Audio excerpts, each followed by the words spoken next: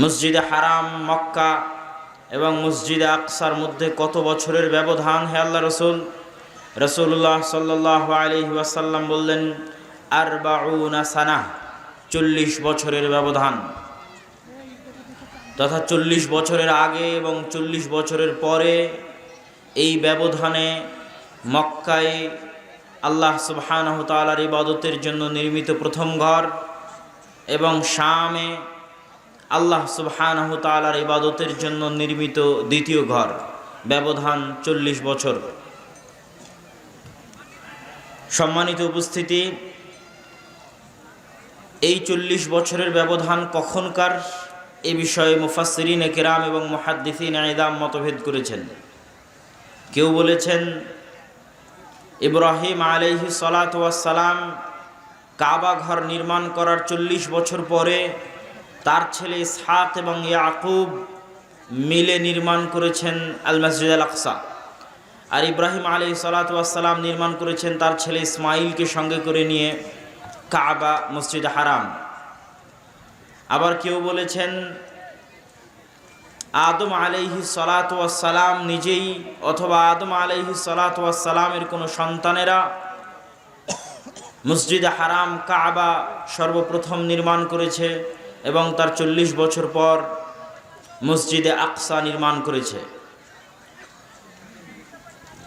সত্য যেটাই হোক, প্রথম মসজিদ মক্কার কাবা এবং দ্বিতীয় মসজিদ মসজিদে আকসা।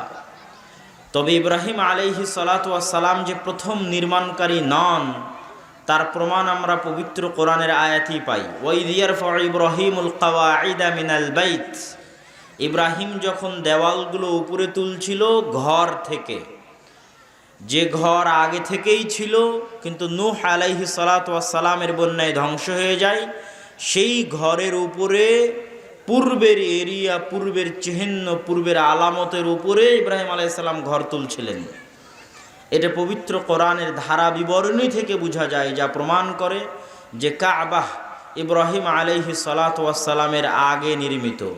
সুতরাং মসজিদে আকসাও ইব্রাহিম আলাইহিস সালাতু ওয়াস সালামের আগে নির্মিত, তবে কাবার 40 বছর পরে। এবার আমরা আসব কাবার ফজিলত এবং কাবার গুরুত্ব সম্পর্কে। মক্কার ফজিলত এবং মক্কার গুরুত্ব সম্পর্কে আমরা অনেক কিছু জানি। যেমন যে আয়াতটি পাঠ করলাম, এই আয়াতটিতে আল্লাহ বললেন মুবারাকান, বরকতময়। মক্কা কাবা হচ্ছে বরকতময়। মসজিদে আকসার বিষয়ে আল্লাহ সুবহানাহু তাআলা এরকম কিছু বলেছেন কিনা, এটিকে পবিত্র স্থান, এটিকে বরকতময় স্থান বলে আল্লাহ সুবহানাহু তাআলা পবিত্র কোরআন মাজিদের কোথাও সম্বোধন করেছেন কিনা? আল্লাহ সুবহানাহু তাআলা পবিত্র কোরআন মাজিদে প্রায় 3 জায়গায়, পবিত্র কোরআন মাজিদের প্রায় 3 জায়গায় জেরুজালেম মসজিদে আকসাকে পৃথিবীর বরকতময় স্থান হিসেবে ঘোষণা করেছেন। যেমন একটি জায়গায় আল্লাহ সুবহানাহু তাআলা বলছেন ওয়ানাজ্জাইনাহু ওয়া লূতান ইলাল আরদিল্লাতী বারাকনা ফীহা লিল আলামিন, আমি ইব্রাহিমকে আশ্রয় দিয়েছি, লূতকে আশ্রয় দিয়েছি, আলাইহিমা সালাতু ওয়াস সালাম, এমন জমিনে আশ্রয় দিয়েছি, এমন মাটিতে আশ্রয় দিয়েছি, যেই জমিন, যেই মাটিতে আমি বরকত রেখেছি সারা পৃথিবীর মানুষের জন্য। ইব্রাহিম আলাইহিস সালাতু ওয়াস সালামের বাড়ি ছিল ইরাকে। ইব্রাহিম আলাইহিস সালাতু ওয়াস সালাম পিতার অত্যাচারে, মুশরিকদের অত্যাচারে সেখান থেকে হিজরত করেন। কোথায় হিজরত করেন? শামে, সিরিয়ায়। সিরিয়া মানে আজকের সিরিয়া নয়, শাম মানে আজকের শাম নয়। পবিত্র কোরআন এবং হাদিসে যখনই শাম বলা হবে, যখনই সিরিয়া বলা হবে, তখন আজকের সিরিয়া, আজকের জর্ডান, আজকের লেবানন, আজকের ফিলিস্তিন, আজকের ইসরায়েল সবগুলো মিলে হচ্ছে শাম, সবগুলো মিলে হচ্ছে সিরিয়া। ইব্রাহিম আলাইহিস সালাতু ওয়াস সালামের দারুল হিজরা হচ্ছে শাম। মুহাম্মদ সাল্লাল্লাহু আলাইহি ওয়াসাল্লাম ইয়াকুব সহ নবীদের কবর রয়েছে। কবরের সত্যতা কতটুকু আল্লাহ সুবহানাহু ওয়া তাআলা ভালো জানে, কিন্তু কোরআনের ধারা বিবরণী প্রমাণ করছে তারা এখানেই বসবাস করতেন এবং এখানেই মারা গেছেন। ইউসুফ আলাইহিস সালাতু ওয়াস সালাম প্রথম যিনি কুয়ায় থেকে উদ্ধার হয়ে ফিলিস্তিন থেকে বিক্রি হয়ে গেলেন মিশরে। আজও ফিলিস্তিনের সাথে মিশরের যোগাযোগ ওই রকমই সেই কালে যে রকম ছিল। ইব্রাহিম আলাইহিস সালাতু ওয়াস সালাম তার স্ত্রী সারাকে নিয়ে বিপদে পড়েছিলেন, সেটাও মিশর যেতে, ফিলিস্তিন থেকে মিশর যেতে বিপদে পড়েছিলেন। ইউসুফ আলাইহিস সালাতু ওয়াস সালাম কুয়ায় পড়েছিলেন জেরুজালেমের, ফিলিস্তিনের, উদ্ধার হয়ে বিক্রি হয়ে গেলেন বাজারে মিশরের। আজও গাজা বা পশ্চিম তীর বা ফিলিস্তিনের মুসলমানদের সাথে মিশরের যোগাযোগ ওই রকমই যা সেই কালে ছিল। 5000 বছর, কত হাজার বছর আল্লাহ সুবহানাহু ওয়া তাআলা ভালো জানে। ইউসুফ আলাইহিস সালাতু ওয়াস সালাম মিশরে গিয়ে লম্বা ঘটনা আপনারা জানেন। জেলখানা থেকে বের হয়ে অর্থমন্ত্রীর দায়িত্ব নিলেন, বাপ এবং ভাইদেরকে ডেকে পাঠালেন। বৃদ্ধ বয়সে ইয়াকুব আলাইহিস সালাতু ওয়াস সালাম 70 জনের বংশ নিয়ে, ওনার 12 জন সন্তান ছিল, তার একজন ইউসুফ, তথা ইউসুফ বাদে 11 জন, 11 ভাই। ওই যে ইউসুফ আলাইহিস সালাম স্বপ্নে দেখেছিলেন যে আমি স্বপ্নে দেখছি যে আহাদা আশারা কাউকাবা, যে আমাকে 11টা তারকা সিজদা করছে, ওই 11টা ওনার ভাই, 11 জন। তো 11 সন্তানের সন্তান সন্ততি সহ 70 জনের বিশাল পরিবার নিয়ে ইয়াকুব আলাইহিস সালাম গেলেন মিশরে। তখন থেকে নিয়ে তার বংশধরেরা মিশরে প্রায় 400 বছর পর্যন্ত তারা মিশরে ছিল। প্রথম 150 বছর ভালোই ছিল, কেননা ইউসুফ আলাইহিস সালাম নিজে ছিলেন মন্ত্রী, তার যারা ক্ষমতায় ছিল তাদের সাথে সুসম্পর্ক থাকায় দিনকাল ভালোই যাচ্ছিল।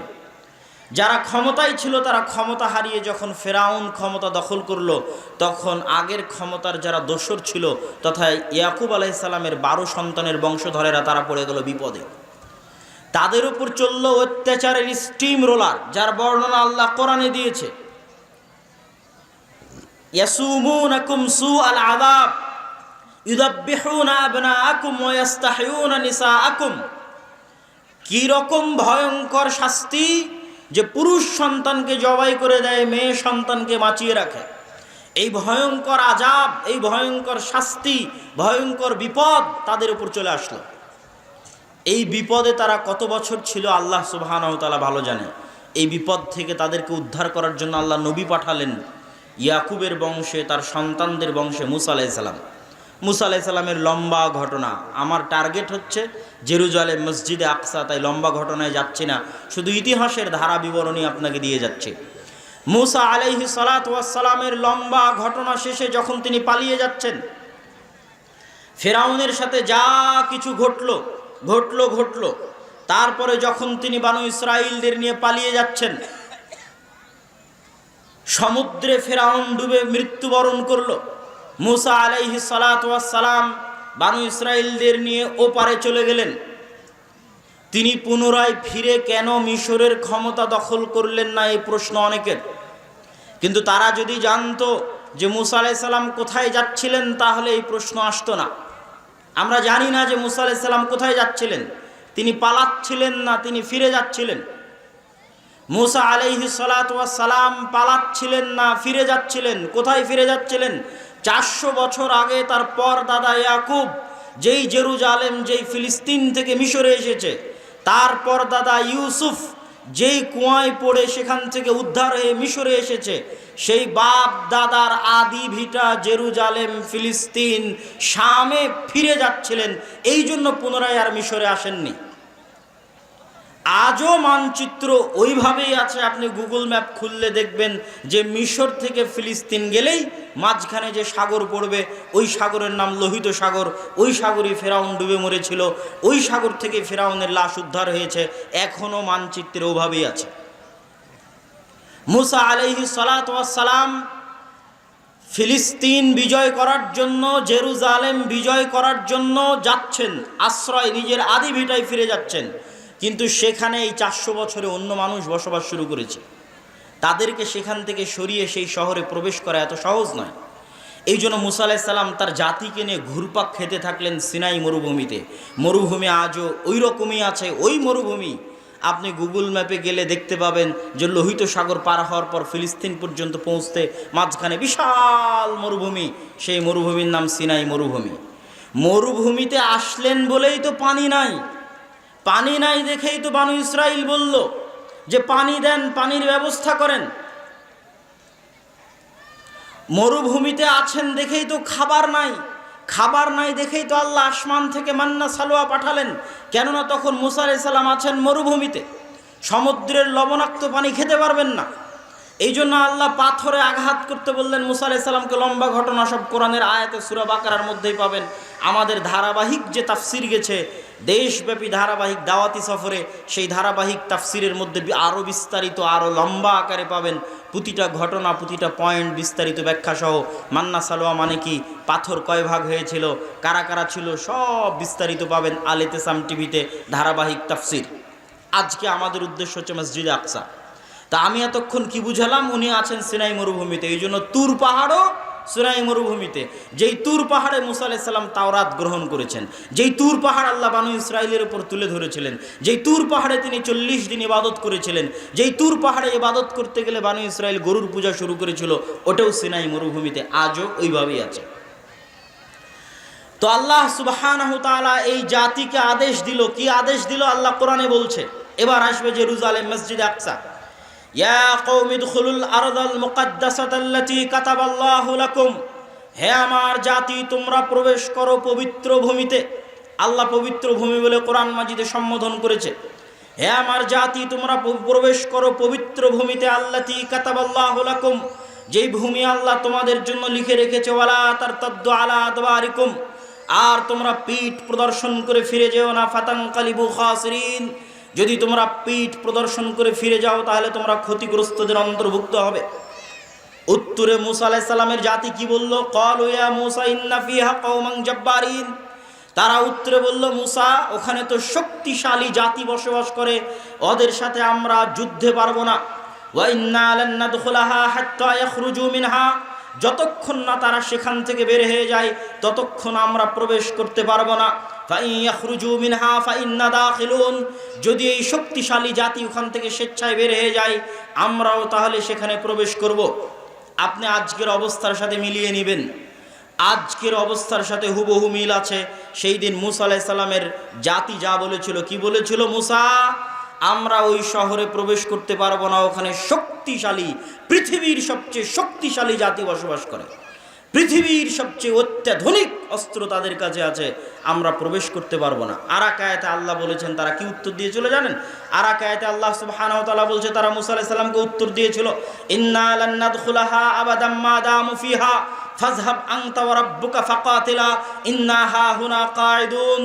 মুসা আপনি আর আপনারা আল্লাহ গিয়ে যুদ্ধ করেন, আমরা এখানে বসে থাকলাম। ওরা শক্তিশালী জাতি, অত্যাধুনিক অস্ত্র আছে তাদের কাছে, আমরা যেতে পারবো না। আপনি আর আপনারা আল্লাহ গিয়ে যুদ্ধ করেন, আমরা বসে থাকলাম। তবে দুইজন ব্যক্তি যুদ্ধ করতে রাজি হয়েছিল, তাদের কথা আল্লাহ কোরআনে বলেছে। কিভাবে বলেছে? ক্বালা রাজুলানি মিনাল্লাযীনা ইয়াখাফুনা, তাদের মধ্যে দুইজন ব্যক্তি যারা আল্লাহকে ভয় করত, আনআমাল্লাহু আলাইহিমা, যাদের উপর আল্লাহর দয়া ছিল, তারা কি বলল? উদখুলু আলাইহিমুল বাব, হে আমাদের জাতি, হে আমাদের সম্প্রদায়, তোমরা এই শহরে প্রবেশ করো। তোমরা ওরা শক্তিশালী দেখে ভয় পাচ্ছ কেন? ওরা খুবই পাওয়ারফুল দেখে তোমরা ভয় পাচ্ছ কেন? ফাইদা দাখালতুমু, যখনই তোমরা ওই শহরে সাহস নিয়ে প্রবেশ করা শুরু করবে তখনই তোমরা বিজয়ী হবে। ওয়া আলাল্লাহি ফাতাওয়াক্কালু ইন কুনতুম মুমিনিন, আর ভরসা রাখো আল্লাহর উপর যদি তোমরা মুমিন হয়ে থাকো। শক্তিশালী জাতি আছে এই জন্য প্রবেশ করতে ভয় পাচ্ছ, ভরসা রাখো আল্লাহর উপর, আল্লাহর উপর ভরসা রেখে সামনে আগালে তোমরা বিজয়ী হবে। দুইজন ব্যক্তি এই কথা বলল। বাকিরা যখন যুদ্ধ করতে অনাগ্রহ পেশ করলো তখন মুসা আলাইহিস সালাম আল্লাহকে বললেন, আল্লাহ আমার পক্ষে আর এই জাতিকে পরিচালনা করা সম্ভব নয়, আপনি আমাদের এদের মধ্যে ফাইসালা করে দেন, আমি আর পারবো না। কেন তিনি হতাশ হলেন তার পিছনে অনেক লম্বা ঘটনা আছে, যা বানু ইসরাইলের ধারাবাহিক ইতিহাসে আমরা তাফসিরে আলোচনা করেছি। যখন তিনি এই হতাশা প্রকাশ করলেন তখন আল্লাহ তাদের জন্য শাস্তি নাজিল করলেন 40 বছর। আল্লাহ কোরআন মাজিদে বলেছেন, ফাইন্নাহা মুহাররামাতুন আলাইহিম আরবাউনা সানা ইয়াতিহুনা ফিল আরজ। 40 বছর পাগলের মতো ওই সিনাই মরুভূমির মধ্যে ঘুরতে থাকবে উদ্ভ্রান্তের মতো। এই 40 বছরের জন্য তাদের শাস্তি। মূসা আলাইহিস সালাতু ওয়াস সালামের অন্তরে ব্যথা ছিল যে তিনি জেরুজালেম বিজয় করতে পারেননি। এই ব্যথা কোথায় থেকে এই ব্যথার প্রমাণ পাওয়া যাবে? বুখারীর হাদিসে রাসূলুল্লাহ সাল্লাল্লাহু আলাইহি ওয়াসাল্লাম বলছেন যে মূসা আলাইহিস সালাম মৃত্যুর আগে আল্লাহর কাছে দোয়া করেছিলেন। ফাসাআলাল্লাহ, মূসা আলাইহিস সালাম আল্লাহর কাছে দোয়া করলেন, আইয়ুদনিয়াহু, যে হে আল্লাহ আমার মৃত্যু দেন, মিনাল আরজিল মুকাদ্দাসাতি রামিয়াতাম বিহাজারিন, আমার এই নিমক হারাম না শকর কওমের কারণে জেরুজালেম বিজয় করতে পারলাম না, মসজিদে আকসা বিজয় করতে পারলাম না, কিন্তু আমার অন্তর চায় যে আমার মৃত্যু হোক ওই পবিত্র মাটির পবিত্র ভূমির যত নিকটে সম্ভব, অন্তত একটা পাথর নিক্ষেপ করার দূরত্ব হলেও আল্লাহ আপনি আমার মৃত্যু ওই পবিত্র ভূমির কাছে দিয়েন। এই মর্মে মূসা আলাইহিস সালাম আল্লাহর কাছে দোয়া করেছেন। দোয়া বর্ণনা করছেন মুহাম্মদ সাল্লাল্লাহু আলাইহি ওয়াসাল্লাম বুখারীর হাদিসে। আর মুহাম্মদ সাল্লাল্লাহু আলাইহি ওয়াসাল্লাম এটাও বলছেন, আমি যদি আজ ফিলিস্তিনে থাকতাম তাহলে তোমাদের দেখিয়ে দিতাম এখানে মূসা আলাইহিস সালামের কবর। ঘটনা বলছি কত হাজার বছর আগের, কিন্তু মনে হবে আজকের মতো বাস্তব। মুহাম্মদ সাল্লাল্লাহু আলাইহি ওয়াসাল্লামেরও হাজার বছর আগের ঘটনা বলছি। তাহলে কতদিন থেকে এই ভূমি পবিত্র আর কতদিন থেকে এই মাটি পবিত্র আল্লাহ সুবহানাহু ওয়া তাআলা জানে। তবে যতদিন থেকেই হোক সেটা কাবার 40 বছর পর থেকে। ওই যে দুইজন ব্যক্তি যারা যুদ্ধ করতে রাজি হয়েছিল, মূসা আলাইহিস সালামের মৃত্যুর পরে তাদের একজনকে আল্লাহ নবী বানিয়ে দিলেন। তাদের একজনের নাম হচ্ছে ইউশা বিন নুন। মূসা আলাইহিস সালাম খিজির আলাইহিস সালামের সাথে দেখা করার জন্য যাকে সাথে করে নিয়ে গেছিলেন তিনি ইউশা বিন নুন। ওনার একজন সফর সঙ্গী ছিল খিজির আলাইহিস সালামের সাথে সাক্ষাৎ করতে যাওয়ার জন্য, ওই সফর সঙ্গী হচ্ছে ইউশা বিন নুন। যে দুইজন যুদ্ধ করতে রাজি হয়েছিল তাদের একজন হচ্ছে ইউশা বিন নুন। ইউশা বিন নুনকে আল্লাহ নবী বানিয়ে দিলেন মূসা আলাইহিস সালাতু ওয়াস সালামের মৃত্যুর পরে। ইউশা বিন নুন নবী হওয়ার পরে 40 বছরের আযাব যখন শেষ হলো, 40 বছরের শাস্তি পেয়ে এদের ব্রেন দিমাগ ঠিক হয়েছে যে না, আল্লাহ যুদ্ধ করতে বলেছে, যুদ্ধ করতে হবে। ইউশা বিন নুনের নেতৃত্বে জেরুজালেম বিজয় অভিযান শুরু হলো আল্লাহর আদেশের 40 বছর পর। এই 40 বছরের মধ্যে মূসা আলাইহিস সালাম মারা গেছে। আল্লাহ আদেশ দিয়েছিলেন, অমান্য করেছিল, 40 বছরের আযাব এসেছে। 40 বছরের আযাব চলমান অবস্থাতেই মূসা আলাইহিস সালাম মারা যান। মূসা আলাইহিস সালামের মৃত্যুর পর নবী হয় ইউশা বিন নুন। ইউশা বিন নুন নবী হওয়ার পরে 40 বছরের আযাব শেষ হলে বানু ইসরাইলদের নিয়ে তিনি জেরুজালেম বিজয় অভিযান পরিচালনা করেন। যুদ্ধ চলতেছে, তুমুল যুদ্ধ। যুদ্ধ চলতে চলতে যুদ্ধ যখন বিজয়ের মুহূর্ত, তখন শুক্রবার বিকেল। এই জন্য শুক্রবারের দিন যে আল্লাহ একটা সময় দোয়া কবুল করেন, তার কিছু কিছু মত আছে যে শুক্রবার বিকেলে আল্লাহ দোয়া কবুল করেন ওই একটা সময়। কেন, সেই ঘটনা বলতেছি। যুদ্ধ চলতে চলতে শুক্রবার বিকেল, শনিবারের দিন পবিত্র দিন, তাদের ধর্ম অনুযায়ী মূসা আলাইহিস সালাতু ওয়াস সালামের দিন অনুযায়ী পবিত্র দিন হচ্ছে শনিবার। আর ইসলামে দিন শুরু হয় সূর্য ডোবার পরেই। যেমন রমাজানে আপনারা সিয়াম না রেখে আগের রাতে তারাবি পড়েন, কেননা রমাজান শুরু হয়ে গেছে। তো দিন শুরু হয় আগের দিনের সূর্য ডোবার পর থেকে।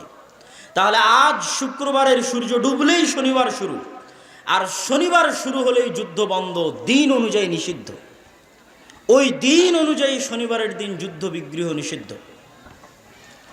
তাহলে যখন যুদ্ধ বিজয়ের সময় তখন যদি যুদ্ধ থামিয়ে দেওয়া হয়, ওই গতি আবার রবিবারের দিন আসবে কিনা, না পরাজিত হয়ে ফিরে যেতে হবে, তার তো কোনো গ্যারেন্টি নাই।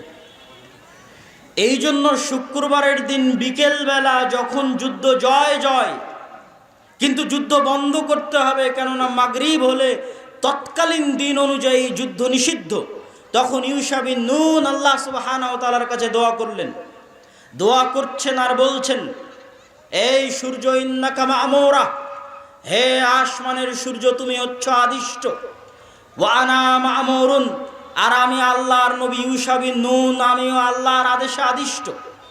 হে সূর্য তোমাকে লক্ষ্য করে বলছি, আল্লাহ সুবহানাহু তাআলার নিকটে দোয়া করে বলছি, আল্লাহুম্মা হবিসহা আলাইনা হে আল্লাহ, আপনি আজকে জেরুজালেম মসজিদে আকসা বিজয় সম্পূর্ণ করতে দেওয়ার জন্য এই সূর্যকে থামিয়ে দিন।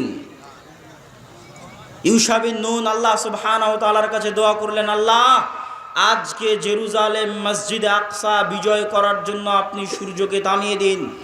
রাসূলুল্লাহ সাল্লাল্লাহু আলাইহি ওয়াসাল্লাম বলছেন, আগের হাদিসটা বুখারীর হাদিস আর পরের হাদিসটা সহিহ মুসনাদে আহমদের হাদিস। রাসূলুল্লাহ সাল্লাল্লাহু আলাইহি ওয়াসাল্লাম বলছেন, ইন্নাশ শামসা লাম তুহবাস আলা বাশারিন ইল্লা লিউশা।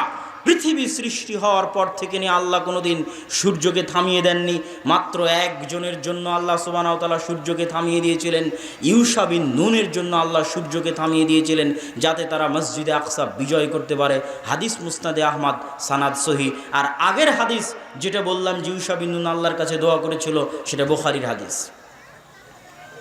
পৃথিবীর ইতিহাসে প্রথমবারের মতো আল্লাহ সুবহানাহু ওয়া তাআলা সূর্যকে থামিয়ে দিলেন শুধু জেরুজালেম মসজিদে আকসা বিজয় সম্পূর্ণ হবে এই জন্য। বুঝাচ্ছিলাম জেরুজালেমের গুরুত্ব কি, মসজিদে আকসার গুরুত্ব কি, তাও কত হাজার বছর আগের ইতিহাস আল্লাহ সুবহানাহু ওয়া তাআলা ভালো জানে। কিন্তু কোরআনে আল্লাহ সুবহানাহু ওয়া তাআলা বলেছে, হাদিসে আল্লাহর নবী বলেছে, এগুলো সবই আল্লাহর নবীর আগের ইতিহাস শোনাচ্ছিলাম। সম্মানিত উপস্থিতি, ইউশা বিন নুনের মাধ্যমে জেরুজালেম মসজিদে আকসা বিজয় হওয়ার পর প্রতি জাতির পদস্খলন আছে। পদস্খলন হতে হতে হতে হতে এক সময় পদস্খলিত হয়, আর এক বাদশাহ এসে তাদেরকে বিতাড়িত করে দেয়। সেই জায়গা থেকে তারা বিতাড়িত হয়ে যায়। লম্বা ঘটনা, আমি শুধু পবিত্র কোরআন থেকে এবং ইসলাম থেকে এই জায়গার গুরুত্ব বুঝাচ্ছি। এবার দ্বিতীয়বার ওই জায়গা থেকে বিতাড়িত হওয়ার পরে, এটাও ইউশা বিন নুনের 150-200 বছর পর হতে পারে। এবার দ্বিতীয়বার ওই জায়গা বিজয় হবে। কার হাতে বিজয় হবে? দাউদ আলাইহিস সালাতু ওয়াস সালাম। যেখানে পবিত্র কোরআনে আপনারা ইতিহাস পাবেন কে তলুত আর জালুতের ইতিহাস। জালুতকে ইংরেজিতে বলা হয় জুলিয়েট। তখন যে নবী ছিল সেই নবীর নাম কোরআনে উল্লেখ করা নাই, কিন্তু তাওরাত, জাবুর, ইনজিলে ওই নবীর নাম, নবীর ঘটনা কোরআনে আছে। নবীর কথা পবিত্র কোরআনে আল্লাহ সুবহানাহু ওয়া তাআলা বলেছে। প্রায় পর পর 3 থেকে 4টা আয়াত এই বর্ণনায় আল্লাহ সুবহানাহু ওয়া তাআলা দিয়েছে। কিন্তু নবীর নাম তাওরাত, জাবুর, ইনজিলে আছে শামুয়েল। ওই নবী নির্ধারণ করলেন তালুতকে তাদের নেতা হিসেবে। আর এই যুদ্ধে আল্লাহ সুবহানাহু ওয়া তাআলা পরীক্ষা হিসেবে আদেশ জারি করলেন যে জেরুজালেম বিজয় করতে যেতে সামনে নদী পড়বে, এই নদী সাঁতরে পার হতে হবে। এই নদীর পানি যদি কেউ পান করে নেয় তাহলে তারা যুদ্ধে অংশগ্রহণ করতে পারবে না। নদীর পানি পান না করে ওপারে যেতে হবে। মুফাসসিরিনে কেরাম বলছেন, আল্লাহ কোরআনে বলছে যে অল্প সংখ্যক মানুষ এই পরীক্ষায় পাশ করেছিল। সর্বোচ্চ 150, 200, 300 জন হতে পারে যারা শুধুমাত্র আল্লাহর পরীক্ষায় পাশ করে যুদ্ধে অংশগ্রহণ করতে গেছিল। এই 150, 200, 300 জন মানুষ যখন নদী পার হয়ে যুদ্ধে অংশগ্রহণ করতে গেল, তখন তারা কি বলল জানেন? বাদশাহ জুলিয়েটের বিশাল বাহিনী দেখে তারা বলল, লা তাকাতা লানাল ইয়াউমা বিজালুত ওয়া জুনুদিহি। কোরআনের আয়াত পড়ছে। তারা বলল, এত বিশাল সেনাবাহিনীর সাথে, এত শক্তিশালী জাতির সাথে 150, 200, 300 মানুষ কি করবে? আল্লাহ কোরআনে পাল্টা উত্তর দিয়ে বলছেন, কালাল্লাযীনা ইয়াযুন্নুনা আন্নাহুম মুলাকুল্লাহ। যারা জানতো যে তারা আল্লাহর সাক্ষাৎ করবে, যারা জানতো যে তারা মারা গেলে আল্লাহর সাথে দেখা হবে, তারা কি বলল জানো? তারা বলল, কাম মিন ফিআতিন কালিলাতিন গালাবাত ফিআতান কাসীরাতান বিইذنিল্লাহ।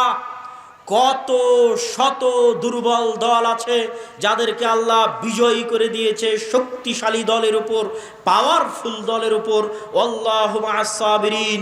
আর আল্লাহ আছেন ধৈর্যশীলদের সাথে, যারা ধৈর্যের সাথে, ঈমানের সাথে, আল্লাহ ভরসার সাথে সামনে এগিয়ে যাবে, তারা অল্প সংখ্যক হলেও আল্লাহ তাদেরকে বিজয়ী করে দিবেন।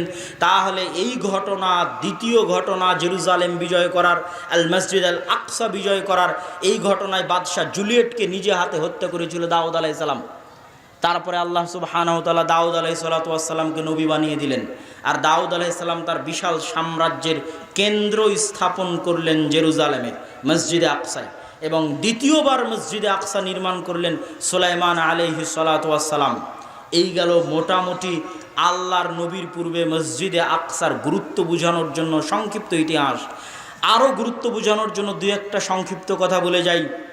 মারিয়াম আলাইহিস সালাতু ওয়াস সালাম, ওয়াইদ ক্বালাত ইমরাতু ইমরান রাব্বি ইন্নী নাযারতু লাকা মা ফি বাতনি মুহাররারান ফাতাকাব্বাল মিন্নি। মারিয়াম আলাইহিস সালাতু ওয়াস সালামকে তার মা ওয়াকফ করেছিলেন। উনি যেই মসজিদের খেদমত করতেন সেটাও মসজিদে আকসা। ঈসা আলাইহিস সালাতু ওয়াস সালাম যেই শহরে জন্মগ্রহণ করেছিলেন সেটাও জেরুজালেম।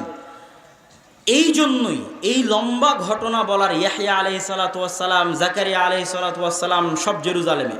এই লম্বা ঘটনা বলার পিছনে উদ্দেশ্য, সারমর্ম বাক্য যদি একটা সারমর্ম বাক্য বলি, তাহলে আজকের বিশ্ব যারা শাসন করছে, আজকের বিশ্বের ইহুদি হোক, খ্রিস্টান হোক, পাশ্চাত্যে যারা আছে, যেই হোক, তারা যদি সারা পৃথিবী দখল করে নেয় আর যদি জেরুজালেম তাদের হাতে না থাকে, তাহলে তাদের কাছে গোটা পৃথিবী নাই, এটা তারা মনে করবে। ঠিক মুহাম্মদ সাল্লাল্লাহু আলাইহি ওয়াসাল্লামের উম্মতে মুহাম্মাদি যদি সারা পৃথিবী দখল করে নেয় কিন্তু মসজিদে আকসা তাদের কাছে না থাকে, তাহলে সকল দিনের উপর ইসলামের প্রাধান্য, ইসলামের বিজয় প্রতিষ্ঠিত হবে না। তার কারণ হচ্ছে এই যে পাস্ট, যে ধারাবাহিক ইতিহাস বলে আসলাম, কেননা পৃথিবীতে যত দিন আছে, যত দিনের অনুসারী আছে, সকল দিনের অনুসারী মানুষের কাছে এটাই হচ্ছে সবচেয়ে পবিত্র স্থান। যত দিন আছে, ইহুদি, খ্রিস্টান, মুসলমান। আর এটাকে কেন্দ্র করেই পৃথিবীর শেষ সময়গুলোতে যত বড় বড় যুদ্ধ হবে, সব যুদ্ধ হবে শামে, সব যুদ্ধ হবে এই মাটিতে, এই ভূমিতে। যে রাসূল সাল্লাল্লাহু আলাইহি ওয়াসাল্লামের কিয়ামতের পূর্ব মুহূর্তের যে হাদিসগুলো আছে, সেই হাদিসগুলো থেকে স্পষ্টভাবে বোঝা যায়। সুতরাং সকল ধারা বিবরণীতে এই কথা স্পষ্ট যে মসজিদে আকসা এবং জেরুজালেমের গুরুত্ব সীমাহীন এবং অপরিসীম। এবার আমরা আসি মুহাম্মদ সাল্লাল্লাহু আলাইহি ওয়াসাল্লামের জীবনীতে। মুহাম্মদ সাল্লাল্লাহু আলাইহি ওয়াসাল্লামের জীবনীতে 3টে থেকে 4টে ঘটনা আছে, যেই ঘটনাগুলো জেরুজালেমের সাথে যুক্ত, মসজিদে আকসার সাথে যুক্ত। এক, গলিবাতির রোম।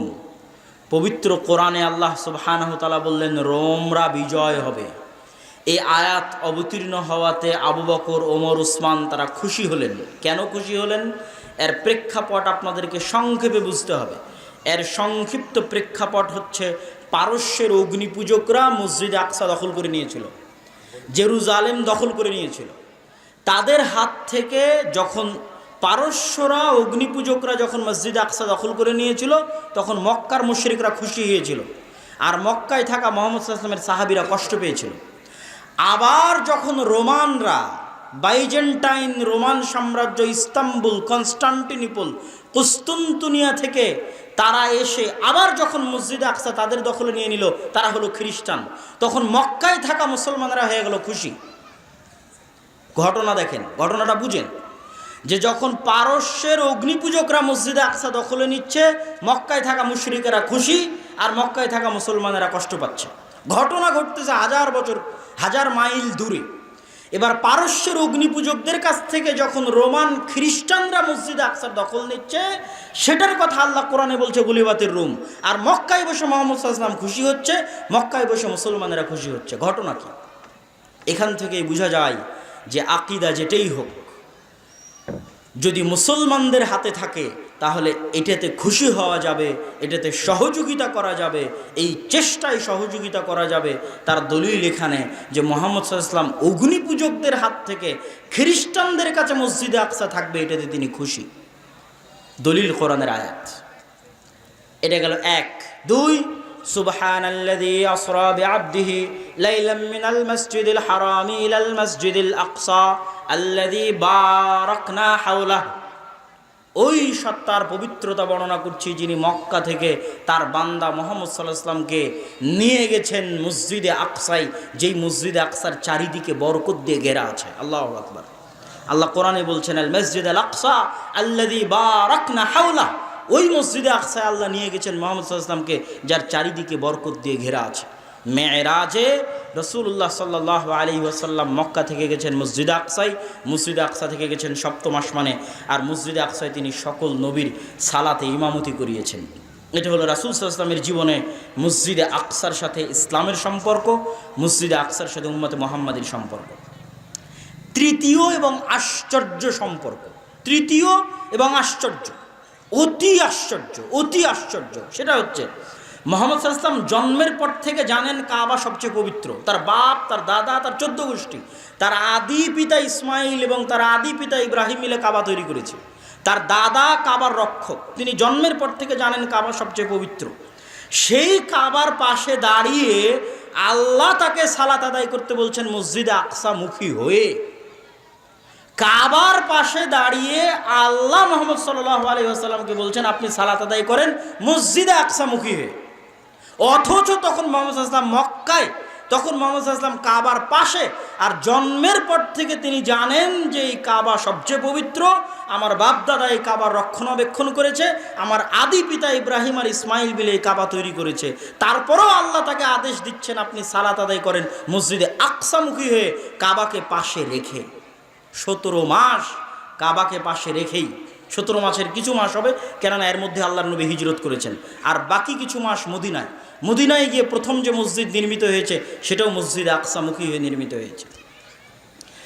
আমার ছোট্ট চিন্তায় আমি এটাই বুঝি যে এটার পিছনে আল্লাহ সুবহানাহু তাআলার এটাই হিকমা ছিল, আল্লাহ সুবহানাহু তাআলার এটাই হিকমা ছিল যে মুহাম্মদ সাল্লাল্লাহু আলাইহি ওয়াসাল্লামকে মেরাজ করালেন মসজিদ আকসা হয়ে, কাবার পাশে রেখে মুহাম্মদ সাল্লাল্লাহু আলাইহি ওয়াসাল্লামকে সালাত আদায় করাচ্ছেন মসজিদে আকসামুখী হয়ে। এটার পিছনে হিকমা এটাই যে এই মসজিদে আকসা মুসলমানদের, এই মসজিদে আকসা উম্মতে মুহাম্মাদির, এবং তাদেরকে এটা একদিন বিজয় করতে হবে এবং নিজেদের অধীনে নিতে হবে, তবেই ইসলামের পরিপূর্ণ বিজয় হবে। এ কথাই সত্য, এবং এটা রাসূল সাল্লাল্লাহু আলাইহি ওয়াসাল্লামের জীবনী থেকে বোঝা যায়। সম্মানিত উপস্থিতি, আমি ঘটনা আরেকটু আগের দিকে নিয়ে গিয়ে আমার ঘটনা দ্রুত অতি সংক্ষিপ্ত সময়ের মধ্যে শেষ করে দিয়ে আমাদের আজকের বক্তব্যের শেষ অংশে আপনাদের সাথে জরুরি কিছু কথা আছে, সেই কথার দিকে এগিয়ে যাব ইনশাআল্লাহ। মুহাম্মদ সাল্লাল্লাহু আলাইহি ওয়াসাল্লামের জীবদ্দশায় মসজিদে আকসা বিজয় করার জন্য কি কোনো যুদ্ধ হয়েছিল? জেরুজালেম বিজয় করার জন্য কি কোনো যুদ্ধ হয়েছিল? এই সম্পর্কে অনেকেই হয়তো জানেন না, বা অনেকেই হয়তো চিন্তা ভাবনা করেন না, বা বুঝেন না, বা হয়তো বোঝার চেষ্টা করেন না। জি হ্যাঁ, হয়েছিল। রাসূলুল্লাহ সাল্লাল্লাহু আলাইহি ওয়াসাল্লামের যুগের দুইটা যুদ্ধকে আমরা বলতে পারি যে এই দুইটা যুদ্ধ জেরুজালেম বিজয় করার জন্যই ছিল, এই দুইটা যুদ্ধ ফিলিস্তিন বিজয় করার জন্যই ছিল। এক মুতার যুদ্ধ আর এক তাবুকের যুদ্ধ। কেন বললাম? মুতার যুদ্ধের আজকের ম্যাপ যদি আপনি ওপেন করেন তাহলে মুতার যুদ্ধ থেকে আজকের জেরুজালেম মাত্র 100 কিলোমিটার দূরে। আপনি এখন গুগল ম্যাপে গিয়ে দেখবেন যে মুতার যুদ্ধ কোথায় হয়েছিল। খালিদ বিন ওয়ালিদের নেতৃত্বে, যেই যুদ্ধে মুহাম্মদ সাল্লাল্লাহু আলাইহি ওয়াসাল্লাম খালিদ বিন ওয়ালিদকে সাইফুম মিন সুয়ুফিল্লাহ, আল্লাহর তরবারি উপাধি দিয়েছিলেন, সেই যুদ্ধ থেকে জেরুজালেমের দূরত্ব মাত্র 100 কিলোমিটার। আর এই দুটো যুদ্ধই রাসূল সাল্লাল্লাহু আলাইহি ওয়াসাল্লাম লড়ার আদেশ দিয়েছিলেন রোমানদের বিরুদ্ধে। আর তৎকালীন আরবের সীমানায় রোমানদের সবচেয়ে বড় হেডকোয়ার্টার ছিল জেরুজালেম। তো রোমানদের বিরুদ্ধে যুদ্ধ মানেই জেরুজালেম বিজয়ের জন্য যুদ্ধ, কেন ওটা তো তার সেন্টার, ওটা তার হেডকোয়ার্টার, যেটা তারা পারস্যদের কাছ থেকে বিজয় করেছে। এবং এখানে আরও একটা ঘটনা আপনাদেরকে স্মরণ করিয়ে দিতে চাই যে আল্লাহর নবীর জীবনীতে চতুর্থ যে ঘটনা মসজিদে আকসার সাথে সম্পৃক্ত, সে ঘটনা খুবই প্রসিদ্ধ, কিন্তু এইভাবে আপনাকে কেউ কানেক্ট করে দিবে না, আমি জাস্ট কানেক্ট ধরিয়ে দিচ্ছি। সহিহ বুখারীর প্রথম দিকে ওহীর অধ্যায়ের আলোচনায় লম্বা হাদিস, বলতেও মজা লাগবে, শুনতেও ভালো লাগবে, কিন্তু আমাদের সংক্ষিপ্ত সময় থাকার কারণে আমরা বলছি না। যে আবু সুফিয়ান রাদিয়াল্লাহু তাআলা আনহু, যিনি পরবর্তীতে ইসলাম গ্রহণ করেছিলেন, হুদাইবিয়ার যখন সন্ধি হয় তখন মুহাম্মদ সাল্লাল্লাহু আলাইহি ওয়াসাল্লাম ব্যস্ত হয়ে গেলেন দাওয়াতি কাজে, আর আবু সুফিয়ানেরা ব্যস্ত হলো ব্যবসায়িক কাজে। তো আবু সুফিয়ানেরা ব্যবসা করতে চলে গেছে জেরুজালেমে ব্যবসা করতে গেছে। জেরুজালেমের তৎকালীন বাদশাহ তথা গোটা রোমান এম্পায়ারের বাদশাহ স্বপ্নে দেখছে যে তার রাজত্ব দখল করে নেবে যারা খাতনা করে, আরবের মধ্যে যারা খাতনা করে। সংক্ষিপ্তভাবে হাদিস বলে দিচ্ছি যে আরবের মধ্যে কারা খাতনা করে, তার মাথা নষ্ট। সে পরের দিন সব পাদ্রীদের জমা করলো, কারা খাতনা করে, বলে ইহুদিরা ছাড়া আর কেউ খাতনা করে তো তোমরা জানি? বলে না, আরবের মধ্যে কারা খাতনা করে, আশপাশে কোনো আরব থাকলে ধরে নিয়ে আসো। আশপাশে আরব পাওয়া গেল, আবু সুফিয়ানকে ধরে নিয়ে আসা হলো। তোমরা খাতনা করো তো? বলে হ্যাঁ। ইব্রাহিম আলাইহিস সালাতু ওয়াস সালামের সুন্নাত, বললাম না ইব্রাহিম আলাইহিস সালামের এক ছেলে মক্কায় ছিল, ইসমাইল, তার বংশধর মুহাম্মদ সাল্লাল্লাহু আলাইহি ওয়াসাল্লাম, তারা খাতনা করে। তো বলে ঘটনা কি বলো তো? বলে ঘটনা এই মুহাম্মদ সাল্লাল্লাহু আলাইহি ওয়াসাল্লামের লম্বা ঘটনা। মুহাম্মদ সাল্লাল্লাহু আলাইহি ওয়াসাল্লামের বিষয়ে তার জিজ্ঞাসা, তার উত্তর। মুহাম্মদ সাল্লাল্লাহু আলাইহি ওয়াসাল্লামের আগে কি কেউ রাজা ছিল? মুহাম্মদ সাল্লাল্লাহু আলাইহি ওয়াসাল্লামের আগে কি কেউ নবী ছিল? এগুলো সব জিজ্ঞেস করছে বাদশা হিরাক্লিয়াস। কেন জিজ্ঞেস করছে? উনি উত্তরে বলছেন, মুহাম্মদ সাল্লাল্লাহু আলাইহি ওয়াসাল্লামের আগে যদি কেউ নবী থাকতো তোমরা বলতে, তাহলে আমি মনে করতাম যে তার বাপদাদার দেখা দেখে ওও নবী দাবি করেছে। কিন্তু মুহাম্মদ সাল্লাল্লাহু আলাইহি ওয়াসাল্লামের আগে ইসমাইলের বংশে আর কেউ নবী দাবি করেনি। সুতরাং এটা তো আমি বলতে পারছি না যে মোহাম্মদ কারো দেখা দেখি নবী দাবি করছে সাল্লাল্লাহু আলাইহি ওয়াসাল্লাম। মুহাম্মদ সাল্লাল্লাহু আলাইহি ওয়াসাল্লামের আগে তার বংশে কেউ রাজা ছিল? আবু সুফিয়ান বলছে না, মুহাম্মদ সাল্লাল্লাহু আলাইহি ওয়াসাল্লামের আগে তার বংশে কেউ রাজা ছিল না। বসে আছে কোথায়? জেরুজালেমে। বসে আছে কোথায়? মসজিদে আকসার পাশে। বসে আছে কোথায়? ফিলিস্তিনে।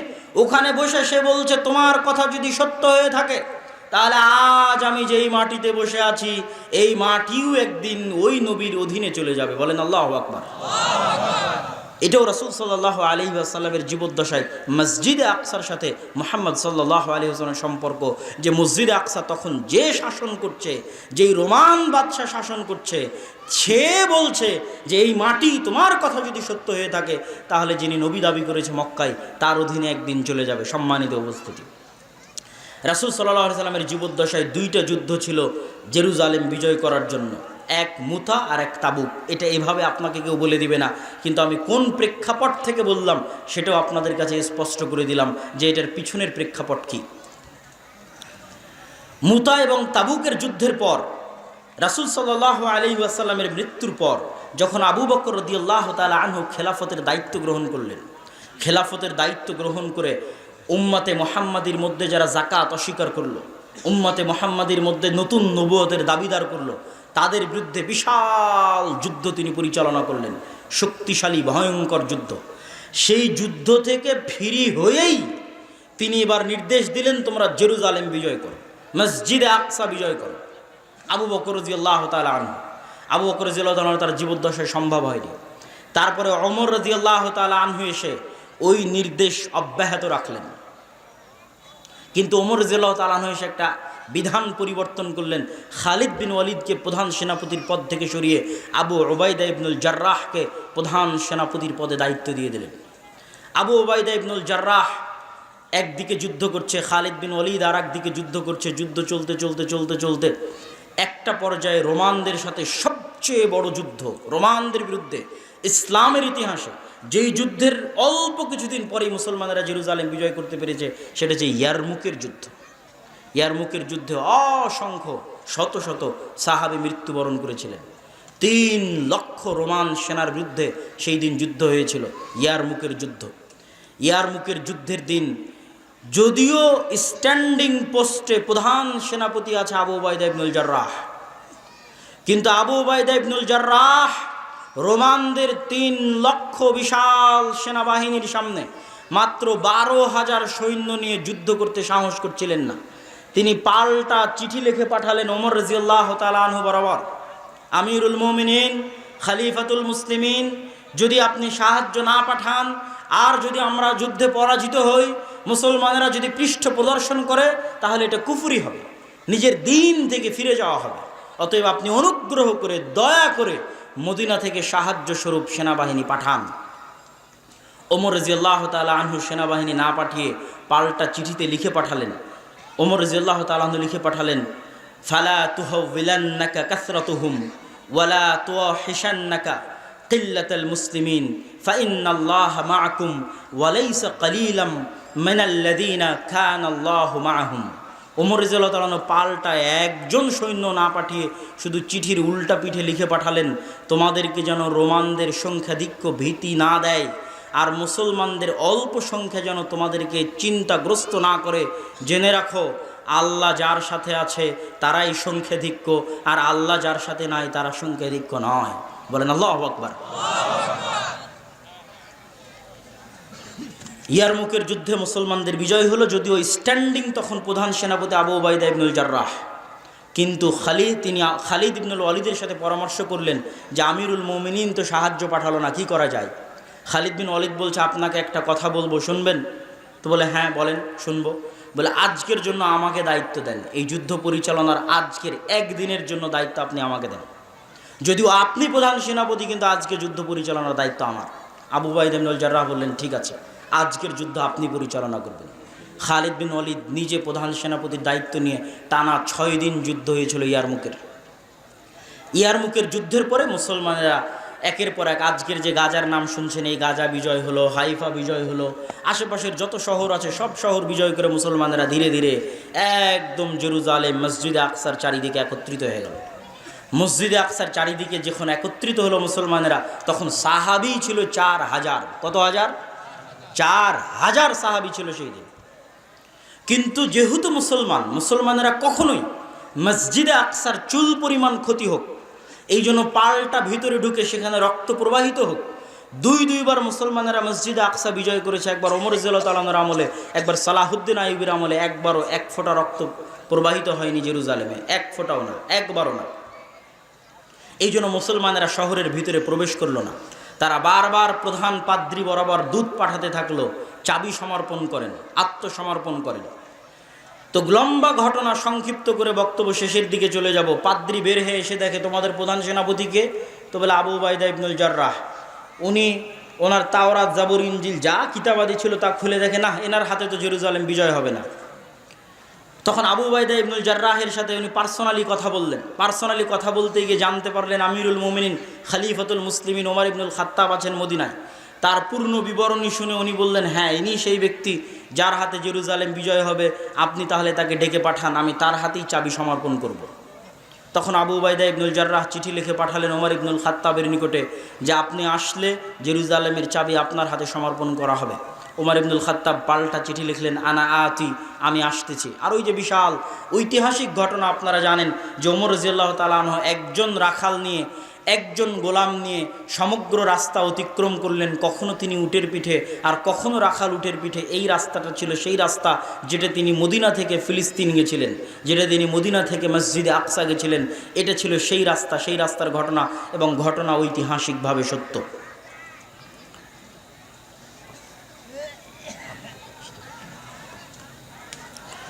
সম্মানিত উপস্থিতি, ওমর রাদিয়াল্লাহু তাআলা আনহু যখন মসজিদে আকসার গেটের নিকটে গেলেন, জেরুজালেম শহরের নিকটে গেলেন, তখন আবু উবাইদা ইবনুল জাররাহ হন্তদন্ত হয়ে ছুটে আসতেছে ওমর রাদিয়াল্লাহু তাআলা আনহুর কাছে। কেন? তখন ওমর রাদিয়াল্লাহু তাআলা আনহু নিজে উটের রশি ধরে টানতেছেন, আর ওমর রাদিয়াল্লাহু তাআলা আনহু যেই উটের রশি ধরে টানতেছেন ওই উটের পিঠে বসে আছে রাখাল, আর ওমর রাদিয়াল্লাহু তাআলা আনহুর গায়ে জীর্ণ শীর্ণ জামা।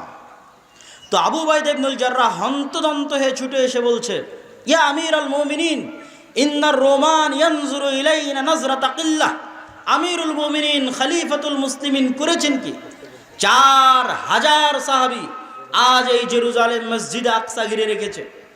মসজিদে আকসা বিজয় হবে, ভিতরে শত শত পাদ্রী অপেক্ষা করছে। আজকে আমিরুল মুমিনিন আসবে, খলিফাতুল মুসলিমিন আসবে, আর সে অবস্থায় আপনি রশি ধরে টানছেন, রাখালকে, গোলামকে বসিয়ে রেখেছেন উটের পিঠে, গায়ে জীর্ণ শীর্ণ কাপড়। এই অবস্থায় তো রোমানরা আমাদের নিয়ে হাসি ঠাট্টা করবে। এই বাক্য আবু উবাইদা ইবনুল জাররাহ প্রধান সেনাপতির। ওমর রাদিয়াল্লাহু তাআলা উত্তরে বলছেন, কুন্না কওমান আদিল্লাহ। আরে বলো কি আবু উবাইদা ইবনুল জাররাহ, আল্লাহর নবী যখন নবী হয় তার আগে আমাদের চিনত কে? আমরা ছিলাম মক্কার কোন জাহিলি অন্ধকার যুগের মরুভূমির রাখাল। কুন্না কওমান আদিল্লাহ, না আমাদের ছিল কোনো নাম, না কোনো পরিচয়, না কোনো পদ, না কোনো পদবি, না কোনো মান, না কোনো সম্মান, না কোনো শক্তি, না কোনো সামর্থ্য। বলো কি আবু উবাইদা ইবনুল জাররাহ, আল্লাহর নবীর আসার আগে আমরা কোথায় ছিলাম? আর আজ আল্লাহর নবীর উপর ঈমান আনার পরে মাত্র 23 থেকে 30 বছরের ব্যবধানে মরুভূমির রাখালকে উঠিয়ে আজ আল্লাহ সুবহানাহু ওয়া তাআলা মরুভূমি থেকে উঠিয়ে, জঙ্গল থেকে উঠিয়ে, অন্ধকার যুগ থেকে উঠে, যে মক্কার নাম গন্ধ পর্যন্ত পৃথিবীতে ছিল না, কেউ জানতো না, কেউ চিনত না, সেই মরুভূমি থেকে উঠিয়ে আমি ওমর ইবনুল খাত্তাব আজ মসজিদে আকসা বিজয় করতে আসছি।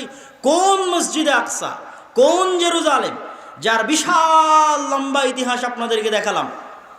কোথায় ইব্রাহিম আলাইহিস সালাম, কোথায় লূত আলাইহিস সালাম, কোথায় ইসহাক আর ইয়াকুব, কোথায় মুসা আলাইহিস সালাম এই জেরুজালেম বিজয় করতে চেয়ে পারলেন না, সিনাই মরুভূমিতে মারা গেলেন।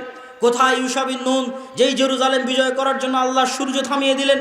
কোথায় দাউদ আর সুলাইমান আলাইহিস সালাম, যারা এই জেরুজালেম বিজয় করলেন এবং এখানে তাদের পৃথিবীর সবচেয়ে শক্তিশালী সাম্রাজ্যের, যে নবীদেরকে আল্লাহ সবচেয়ে শক্তিশালী সাম্রাজ্য দিয়েছিল, সেই সাম্রাজ্যের রাজধানী স্থাপন করেছিলেন এই শহরে। কোথায় তারা? কোথায় মারিয়াম আলাইহিসসালাম যিনি এই মসজিদের খাদেম ছিলেন? কোথায় ঈসা আলাইহিসসালাম যিনি এই শহরে জন্মগ্রহণ করেছেন? পৃথিবীর আর যত ধর্ম আছে সব ধর্মের মানুষের পবিত্র জায়গা মসজিদ আকসা। আজ রোমান সাম্রাজ্যের কাছ থেকে মসজিদ আকসা ওমর ইবনুল খাত্তাব বিজয় করছে। মানে কি?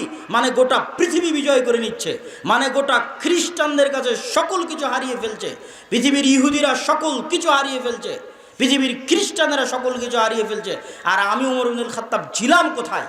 আল্লাহর নবীর আসার আগে ছিলাম কোথায়? আর আজ আছি কোথায়? এটা কি কাপড় দিয়ে? এটা কি আমি উটের রশি ধরে টানছি এটা দিয়ে?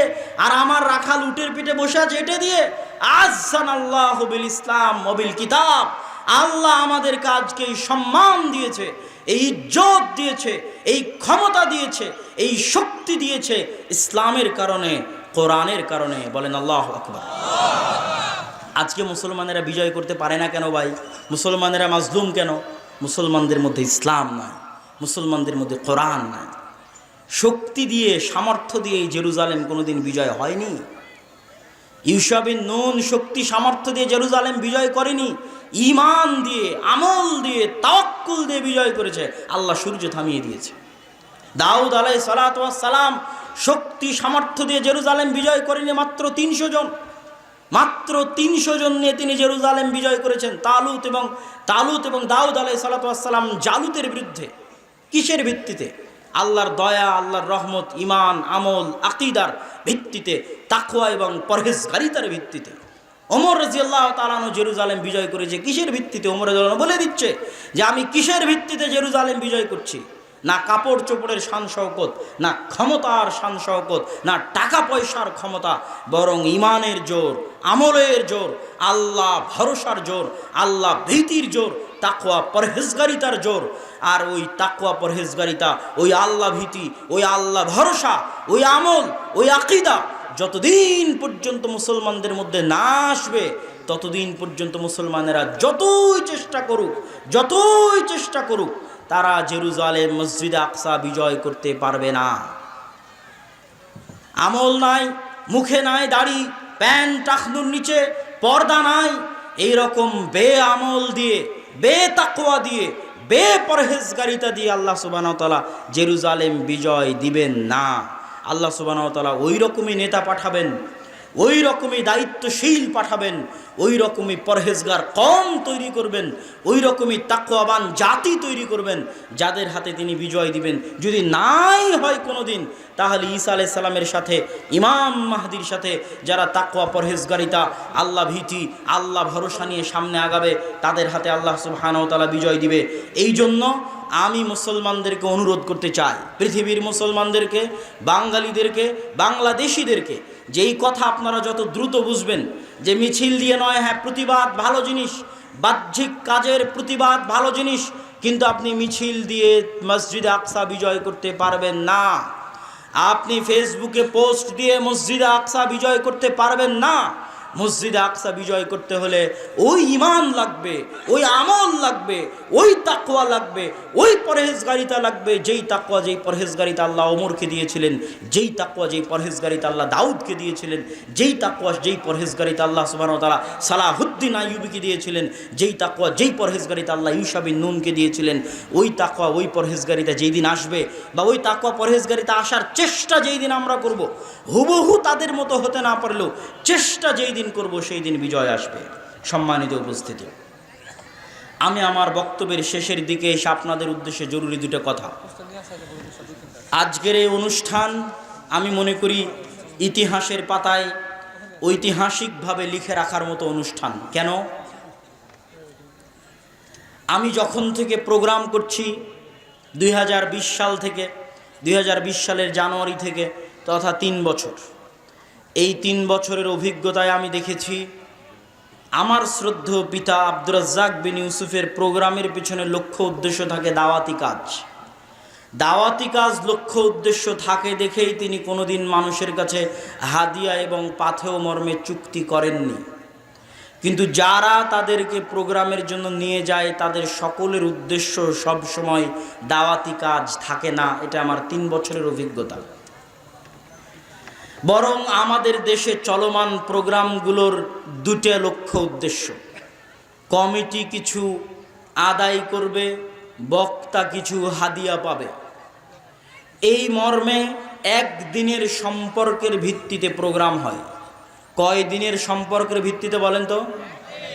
একদিনের সম্পর্কের ভিত্তিতে, এক রাতের সম্পর্কের ভিত্তিতে প্রোগ্রাম হয়। কিন্তু আমি দেখলাম যে আমার শ্রদ্ধেয় পিতার নিয়ত দাওয়াতি কাজ, এই নিয়তে তার কোনো ত্রুটি নাই। তখন ধীরে ধীরে আমি এই সিদ্ধান্তে উপনীত হলাম যে আমাকে ওই রকম একটা পরিবেশ তৈরি করে দিতে হবে, যেই দিন এই প্রোগ্রামগুলো শুধুই আল্লাহর সন্তুষ্টির জন্য হবে, যেই দিন এই প্রোগ্রামগুলো শুধুই দাওয়াতি কাজের জন্য হবে, যেই দিন এই প্রোগ্রামগুলো শুধুই ফি সাবিলিল্লাহ হবে, যেখানে কমিটিরও কোনো স্বার্থ থাকবে না, যেখানে বক্তারও কোনো স্বার্থ থাকবে না, শুধু আল্লাহর সন্তুষ্টির জন্য প্রোগ্রাম আয়োজন করা হবে। এই লক্ষ্য এবং উদ্দেশ্য নিয়ে এই দাওয়া ইলাল্লাহর যাত্রা। আমাদের প্রথম এবং সবচেয়ে বড় প্রজেক্ট হচ্ছে মক্তব। মসজিদ ভিত্তিক মক্তব পরিচালনার লক্ষ্যে মসজিদ ভিত্তিক দিন শিক্ষা, শুধু মক্তব বলবো না, দিন শিক্ষা। কেননা আমাদের মক্তবের সিলেবাসে শুধু কোরআন শেখানোর ব্যবস্থা নাই, বরং মৌলিক দিন শিক্ষা হিসেবে সিলেবাস তৈরি করা আছে, যেখানে যেমন আকীদা শিখবে, যেখানে যেমন নবীদের জীবনী শিখবে, দোয়া শিখবে, তেমন কোরআনও শিখবে। আমি সারা বাংলাদেশে 4টি জেলায় এখন পর্যন্ত 126টি মসজিদ ফি সাবিলিল্লাহ সফর করেছি, প্রায় 35টি উপজেলায় সফর করেছি, 255-র কাছাকাছি মক্তব উদ্বোধন করেছি। আলহামদুলিল্লাহ, আল্লাহর দয়া, আল্লাহর রহমতে সম্ভব হয়েছে। চেষ্টা, পরিশ্রম, আমাদের কবুলিয়াতের মালিক আল্লাহ সুবহানাহু তাআলা। এই দিন শিক্ষার প্রজেক্ট কেন হাতে নেওয়া, তার লম্বা বিস্তারিত বক্তব্য আমি যত জায়গায় সফরে গেছি তত জায়গায় আলোচনা করা আছে। 1 ঘন্টা 1.5 ঘন্টা আলোচনা করা আছে।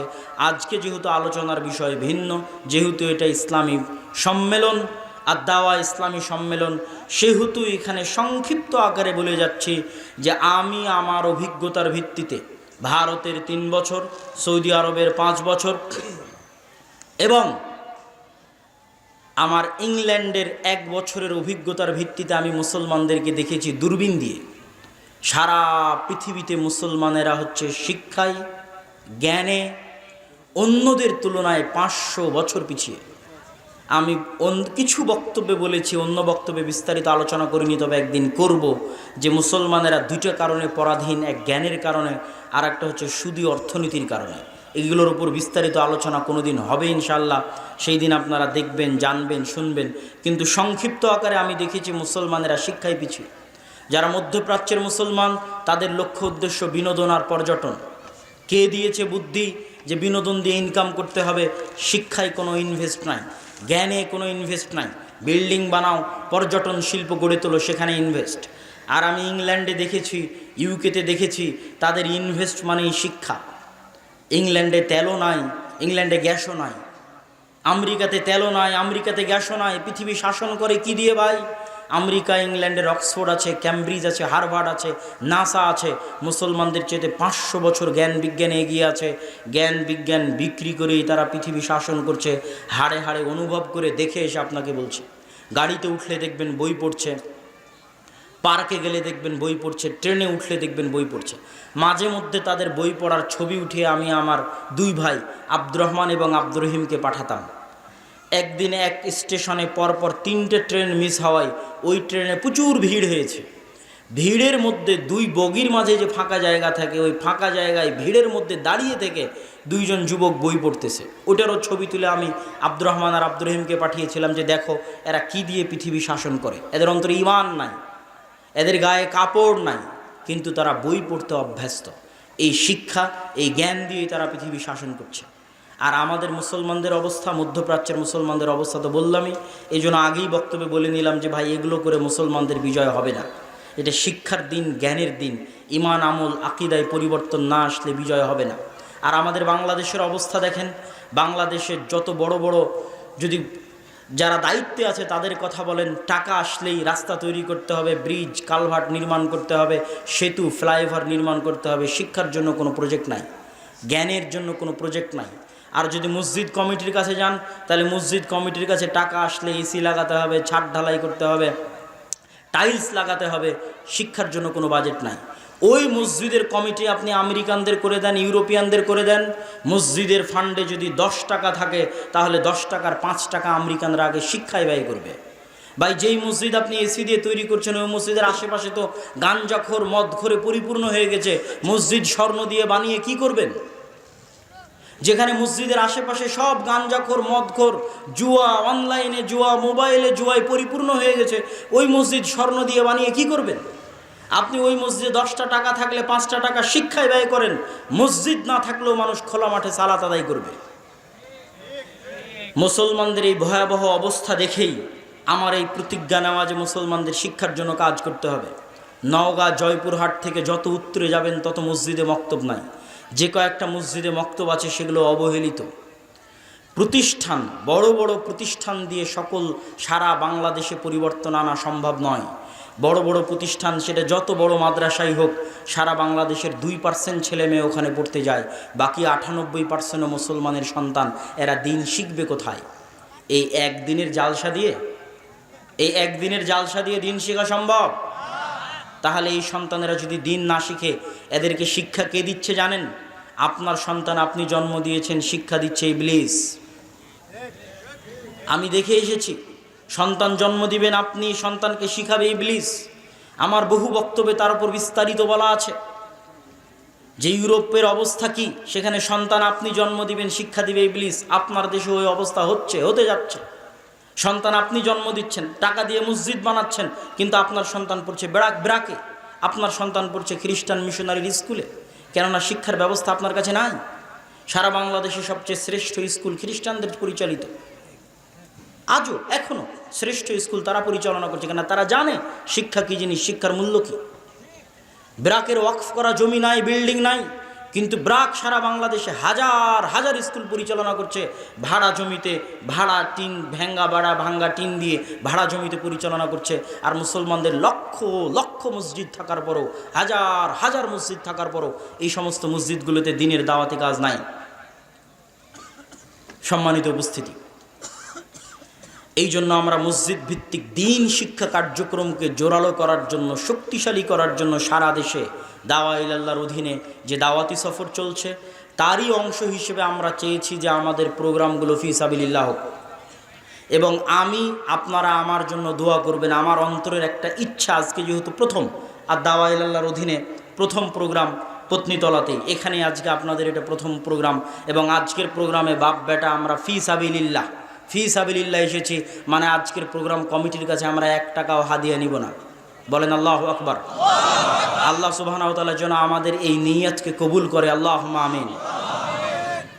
এবং এটার মাধ্যমে যেন আমরা সারা বাংলাদেশে মসজিদ ভিত্তিক দিন শিক্ষার জগতে একটা বিপ্লব নিয়ে আসতে পারি। আল্লাহ যেন সেটা কবুল করে, বলেন আল্লাহুম্মা আমিন। আপনারা আমার জন্য দোয়া করবেন। আমার অন্তরের সুপ্ত ইচ্ছা হচ্ছে যে অন্তত সর্বোচ্চ লক্ষ্য সেটা মনের মধ্যে আছে, কিন্তু অন্তত আল্লাহ সুবহানাহু ওয়া তাআলা যেন আমাকে ওই পর্যন্ত ক্ষমতা দেয়, যেই দিন আমি আমার জীবদ্দশায় এবং আমার শ্রদ্ধেয় পিতা আব্দুর রাজ্জাক বিন ইউসুফের জীবদ্দশায় এমন পরিবেশ তৈরি করে দিতে পারবো যে তিনি হাজারো লক্ষ মানুষের সামনে এসে আজ থেকে 10-15 বছর আগে যেমন নির্ভয়ে, নিঃসংকোচে, বলিষ্ঠ কণ্ঠে শিরক এবং বেদাতের বিরুদ্ধে দাঁত ভাঙ্গা আওয়াজে বক্তব্য দিয়েছেন, কোনো ভয় এবং ডর এবং সংকোচ ছাড়া, আল্লাহ সুবহানাহু ওয়া তাআলা যেন দাওয়া ইলাল্লাহর মাধ্যমে, মসজিদ ভিত্তিক দিন শিক্ষার মাধ্যমে তার জীবদ্দশাতেই আমাকে ওই রকম পরিবেশ ফিরিয়ে আনার তৌফিক দেন, যেই দিন আবারও তিনি হাজারো লক্ষ মানুষের সামনে দাঁড়িয়ে নিঃসংকোচে, নির্ভয়ে, বলিষ্ঠ কণ্ঠে শিরক এবং বেদাতের বিরুদ্ধে ওইভাবেই বক্তব্য দিবেন যেইভাবে আজ থেকে 30 বছর আগে, 20 বছর আগে বক্তব্য দিয়েছেন, কোনো ভয় ছাড়া, কোনো সংকোচ ছাড়া। সেই পরিবেশ যেন আল্লাহ সুবহানাহু ওয়া তাআলা করে দেয়, বলেন আল্লাহুম্মা আমিন। এই মহৎ উদ্দেশ্য নিয়ে, মুসলমানের সন্তানের কাজ নিয়ে, আমার কাজ নয়, আজকের এই প্রতি এই অনুষ্ঠানে যদি আপনারা 5টা টাকাও দান করেন, 10টা টাকাও দান করেন, তাহলে সারা দেশে যে মক্তবগুলো পরিচালিত হচ্ছে এই মক্তবগুলোর অর্থায়নে ব্যয় হবে। অত্র অঞ্চলে যে মক্তবগুলো চলবে সেই মক্তবগুলোর অর্থায়নে ব্যয় হবে। এই অঞ্চলেও আমি সফর করে গেছি, মক্তব কেন্দ্রিক প্রতি উপজেলায় একদিন করে সফর করেছি। ফলত আপনাদের কাছে উক্ত অনুষ্ঠানে, উক্ত সম্মেলনে দান করার উদাত্ত আহ্বান রেখে আর দাওয়া ইলাল্লাহর জন্য দোয়া করার আহ্বান রেখে, এবং আমরা ফি সাবিলিল্লাহ দাওয়াতি কাজ করার লক্ষ্যে একদিনের সম্পর্কে নয়, স্থায়ীভাবে যারা দাওয়াতি কাজ করবে, 12 মাস যারা দাওয়াতি কাজ করবে, তাদের প্রোগ্রাম আমরা করতে চাই, ফি সাবিলিল্লাহ প্রোগ্রাম করতে চাই। কিন্তু একদিনের জন্য কোটি টাকা দিলেও ভাড়ায় খাটতে রাজি নই। একদিনের জন্য কোটি টাকায় দিলেও ভাড়ায় খাটতে রাজি নই। আল্লাহর সন্তুষ্টির জন্য যারা 12 মাস দাওয়াতি কাজ করবে, মসজিদ ভিত্তিক দিন শিক্ষা কার্যক্রম করবে, তাদের সহযোগিতার জন্য, মুসলমানের সন্তানের শিক্ষার ব্যবস্থার জন্য, দেশব্যাপী মসজিদ ভিত্তিক দিন শিক্ষা গড়ে তোলার জন্য, আল্লাহর সন্তুষ্টির উদ্দেশ্যে, আল্লাহর পবিত্র কোরআন মুসলমানের সন্তানের শিক্ষার জন্য আমরা এই উদ্যোগ নিয়েছি। আপনারা কবুল করবেন, নিয়তে কোনো ত্রুটি নাই। 2 বছর থেকে 100টা মক্তব পরিচালনা করি। তারপরে যখন এই দাওয়াতি সফর শুরু করি তখন ভয় পেতাম, কেননা আব্বু নিজেই জামিয়া সালাফিয়ার মতো 4টা বড় বড় প্রতিষ্ঠানের দায়িত্ব পালন করছে। আমি তো তাকে বলতে পারি না যে আপনি এখানে কিছু দেন, এটা বলতে আমার কষ্ট হয়। এই জন্য আমি ভয় পেতাম যে এই যে দাওয়াতি সফর শুরু করছি, এই মক্তবগুলোর ব্যবস্থা কিভাবে হবে। কিন্তু পরক্ষণে আব্বুর ওই কথাটাই আমার জন্য সাহস হয়ে থেকে গেল, যেটা তিনি জামিয়া সালাফিয়া তৈরি করার সময় বলে থাকেন যে আমার হাতে টাকা নেই, এ কথা সত্য, এখানে প্রতিষ্ঠান হবে এ কথাও সত্য, কেমনে হবে তা আমি জানি না। এই কথাকে সামনে রেখে আল্লাহ সুবহানাহু ওয়া তাআলার উপর ভরসা করে সারা দেশে মসজিদ ভিত্তিক দিন শিক্ষা কার্যক্রম পরিচালনা করার জন্য মাঠে নেমেছি। কেমনে এগুলো পরিচালিত হবে, কিভাবে পরিচালিত হবে, কার অর্থায়নে পরিচালিত হবে তা আমি জানি না, তবে এতটুকু বিশ্বাস করি যে এটা হবেই হবে এবং আল্লাহ সুবহানাহু ওয়া তাআলা এটাতে সহযোগিতা করবে। কেননা আমার নিয়তে চুল পরিমাণ ত্রুটি নাই। মুসলমানদের দুঃখ কষ্ট দেখেই, ইংল্যান্ড এবং ইউরোপে মুসলমানদের দুঃখ কষ্ট দেখেই, লিবিয়া থেকে যে সমস্ত নৌকা ছেড়ে যায়, বাতাসে ফুলানো নৌকা, যেই নৌকাগুলোতে সব মুসলমান থাকে 200-300, একদম রোহিঙ্গাদের মতো, শুধু ইউরোপে একটু আশ্রয় নেওয়ার জন্য এই সমস্ত মুসলমানেরা ইউরোপে গিয়ে হয় ট্যাক্সি ড্রাইভার হয়, না হলে হোম কেয়ারের জব করে, না হলে কোনো দোকানদার হয়। এরা সামাজিকভাবে বড় কোনো দায়িত্ব পালন করতে পারে না। মুসলমানদের এই নিম্ন অসহায় অবস্থা দেখেই মুসলমানদের শিক্ষায় ব্যাপক পরিবর্তন লাগবে, রুট লেভেল থেকে পরিবর্তন লাগবে। আর মসজিদগুলো থেকে মক্তব উঠে যাচ্ছে, দিন শিক্ষা অন্যরা নিয়ে চলে যাচ্ছে, মুসলমানের সন্তানের শিক্ষা অন্যরা নিয়ে চলে যাচ্ছে। এই কষ্ট থেকেই আল্লাহর সন্তুষ্টির উদ্দেশ্যে আমরা এই উদ্যোগে মাঠে নেমেছি। আল্লাহ সুবহানাহু ওয়া তাআলা যেন এটিকে কবুল করে, আল্লাহুম্মা আমিন। এই দাবি, এই দোয়া আপনাদের কাছে রেখে আপনাদের জন্য একটি বিশেষ অনুরোধ, যে যারা আপনারা দাওয়া ইলাল্লাহর এই মক্তবগুলোতে মাসিক অথবা বাৎসরিক, যে প্রতি মাসে আমি একটি মক্তব পরিচালনা করতে চাই এই মর্মে, অথবা বাৎসরিক যারা সহযোগিতা করতে চান, তারা আমাদের মক্তবের জন্য যে স্টল আছে, সেখানে আমাদের দায়ী, স্টলটা কোথায়? সামনে ওই সাইডে আমাদের দায়ী মুসলিহুদ্দিন বসে আছে। আপনারা যাওয়ার সময় সেখানে দেখা করবেন এবং সেখানে আপনাদের নাম যারা আগ্রহী তারা অবশ্যই লিখে দিয়ে যাবেন। আল্লাহ সুবহানাহু ওয়া তাআলা কবুল করুক। এই বলে আমি আমার সংক্ষিপ্ত বক্তব্য এখানেই শেষ করছি। ওয়া আখিরু দাওয়ানা আনিল হামদুলিল্লাহি রাব্বিল আলামিন। আসসালামু আলাইকুম ওয়া রাহমাতুল্লাহি ওয়া বারাকাতুহু। আলহামদুলিল্লাহ, জাযাকুমুল্লাহু খায়রান জাযা। সম্মানিত উপস্থিতি, আমরা দীর্ঘক্ষণ যাবৎ অতীব জ্ঞানগর্ভমূলক আলোচনা শুনে আসছি।